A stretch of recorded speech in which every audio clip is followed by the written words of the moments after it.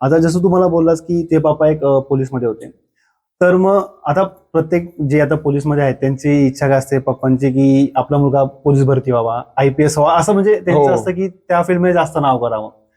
पण आता जेव्हा तू घरच्यांना बोलस की मला ह्या गोष्टीमध्ये इंटरेस्ट आहे, ड्रमिंग करायची, मला त्या गोष्टीमध्ये इंटरेस्ट, तेव्हा तो घरच्यांची रिएक्शन कशी होती, त्यांचा सपोर्ट कसा होता? पहिली गोष्ट तर तुला मी सांगायचं झालं दर्शन, तर ही एक फक्त आम्ही ठेवली हॉबी लाईन म्हणून. मी तुला जसं सांगितलं की आपल्या ग्रुप मधला प्रत्येक मुलगा चांगल्या ठिकाणी जॉबला आहे, शिक्षण वगैरे करतोय, मी स्वतः पण शिक्षण करतोय. तर घरी सांगताना मी अजून पण हे सांगू शकत नाही, माझी एवढी हिंमत नाही की मी हेच कंटिन्यू करणार.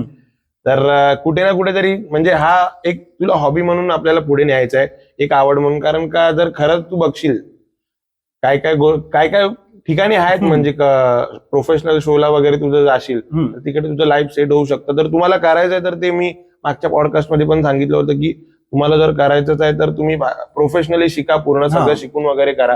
पण बँजो लाईन मध्ये मला वाटत नाही कुठेतरी तुला करिअर आहे. आमच्याकडे भारतदा वगैरे पण सगळे तेच सांगतात की जर मला स्वतःला हेच सांगितलं होतं जर तुला 10वी-12वीला मार्क चांगले नाही पडले तर तुला काढून टाकणार ग्रुपमधून. हो, ग्रुपमधून काढून टाकणार.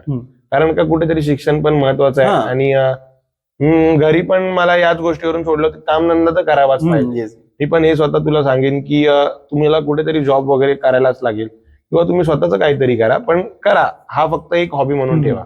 म्हणजे असं आहे की बँजो वाजून, कारण की ह्याचा कालावधी खूप कमी असतो, कालावधी भरपूर. हा फक्त गणपती म्हणशील त्याच्यामध्ये आणि असेल तर मध्ये हळदी, हो तेवढं. मग त्याच्या व्यतिरिक्त असं नाही की पूर्ण तुम्ही वर्षभर हात कॅरी करू शकता की तुम्ही असं नाही म्हणत आहे मी. पण आपला एक जो ग्रुप आहे, मी तुला सांगेन तर आपला एक ग्रुप आहे, आपल्याला म्हणजे कोणत्या पण सीझनला शो असतोच असतो. असं बाकीचे जसं तू बोललास मुंबईमध्ये बरेच ग्रुप आहेत, तसं सगळ्यांचंच होत नाही.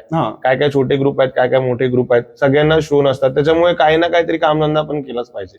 येस, म्हणजे ठेवायच्या ह्या गोष्टी तर ऍज अ हॉबी ठेवा.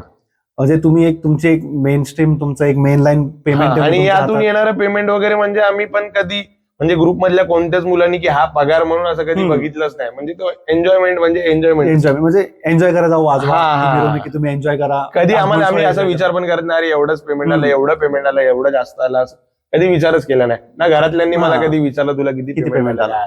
म्हणजे तुम्ही असं करता तर हे ऍज अ एन्जॉयमेंट म्हणून एन्जॉयमेंट. हो, तुम्ही असं नका बोलू की मला यातून एवढा पैसा, यातून मला म्हणजे याच्यातच जर तुला करिअर करायचंय तर तू प्रोफेशनली शिक. याच्यामध्ये पण करिअर होऊ शकतं प्रोफेशनली जर तू शिकलास, कोणाकडे ड्रम क्लास लावलास. आता आम्ही सगळे जे शिकलोय ते बघूनच शिकलोय ना, कोणाकडे क्लासला गेलो ना, कोणाकडे काय. तर मग तुझा काय फ्युचर प्लॅन आहे की म्हणजे तुला ऍज अ ड्रमर म्हणून एका मोठ्या शोला हे करायचं, इव्हेंट जॉईन करायचा आहे कोणता, तुला असं आहे की फक्त या बँजो थ्रू जायचंय? माझं असं अजून काय असं ठरलेलं नाही की ड्रीम वगैरे, पण जशी श्रींची इच्छा. आपण आपलं काम करत म्हणजे जेवढं आपल्याला, म्हणजे आता माझं तर एकच स्वप्न आहे, मला जेवढा माझा लालबाग बुल्स पुढे नेता येईल. म्हणजे महाराष्ट्रातले आता जर तू बघशील आपल्या चॅलेंज वगैरेमुळे बरीच लोक रील्स वगैरे बघतायत, ब्लॉग्स बघतायत. आता माझं एकच म्हणणं आहे की लालबाग बुल्स जेवढा पुढे नेता येईल, म्हणजे जेवढा प्रत्येक महाराष्ट्रातल्या घराघरात पोहोचवता येईल, तो पोहोचवण्याचा मला प्रयत्न करायचा बस. येस, तेवढंच आपली इच्छा. जसे पुढे हे आपल्या ऑपॉर्च्युनिटी असतील तसे आपण, आणि मी पण जॉब वगैरे करणार आहे, सगळं व्यवस्थित घरदार पकडूनच करणार आहे. कारण का बऱ्याचदा असं होतं की बँजो वाजवणारा मुलगा आहे म्हटल्यावर असं वाटतं ना, माझ्या आई वडिलांना पण टोमणे मिळालेले आहेत भरपूर असं. जेव्हा मी सक्सेसफुल नव्हतो, जेव्हा माझं नाव वगैरे नव्हतं, की हा पण वाया जाणार, असं जाणार. बँजोवाला बोलल्यावर लोकांच्या डोक्यात येतं की हा वाया घेणार आहे. येस, ज्यांना काही काम नाही ते वाजवायचं म्हणून वाजवतात. येस. तर जसं तू बोलतोय की आता तू एज्युकेशन पण घेतोय, तर मग तुम्हाला तो एज्युकेशन बॅकग्राऊंड थोडंसं माहिती करायला पाहिजे की काय नक्की काय शिकतोयस तू आता? मी आता 3rd इयरला आहे, मी सायन्स करतोय आणि मला पण पोलीस भरतीची थोडी प्रिपरेशन मी करणार आहे. जर झाल्यास ठीक, नाही तर अजून पण माझे 2-3 माइंडसेट आहेत.